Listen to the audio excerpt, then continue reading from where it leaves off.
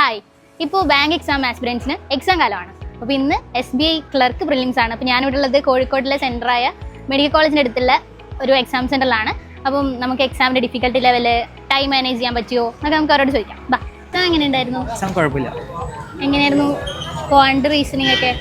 Reasoning ഒക്കെ കുറച്ച് easy ആയിരുന്നു. വേറെ കുഴപ്പമില്ല. അറ്റംപ്റ്റ് ചെയ്യാൻ പറ്റുമോ? അറ്റംപ്റ്റ് മര്യാദക്ക് ചെയ്യാൻ പറ്റില്ല. ഇവിടെ സിസ്റ്റത്തിൽ ചെറിയൊരു പ്രശ്നം ഉണ്ടായിരുന്നു. അപ്പോൾ ഫുൾ സ്ക്രീൻ കിട്ടിയില്ല. അപ്പോൾ ചില ക്വസ്റ്റ്യൻസ് ഒക്കെ അങ്ങനെ മിസ്സായി. എങ്ങനെയുണ്ടായിരുന്നു? കുഴപ്പമില്ലായിരുന്നു. എത്ര അറ്റംപ്റ്റ് കിട്ടി? ഞാൻ 75 അറ്റൻഡ് ചെയ്തു. ക്വാണ്ട് റീസണിങ് ഒക്കെ എങ്ങനെയായിരുന്നു? കുഴപ്പമില്ലായിരുന്നു. ഇംഗ്ലീഷ് കുഴപ്പമില്ലായിരുന്നു. സിമ്പിളായിരുന്നു. പേപ്പർ സിമ്പിളായിരുന്നു. എങ്ങനെയുണ്ടായിരുന്നു എക്സാം?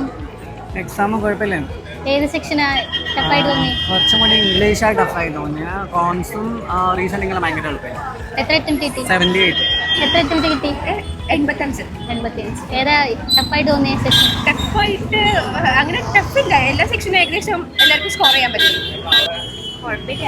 ഏതായിരുന്നു ടഫായിട്ട് തോന്നിയത്? ടഫല്ല, ടൈമിന്റെ പ്രശ്നമാണ്. ഇംഗ്ലീഷ് ഒക്കെ എങ്ങനെയാണ്? കുഴപ്പമില്ല.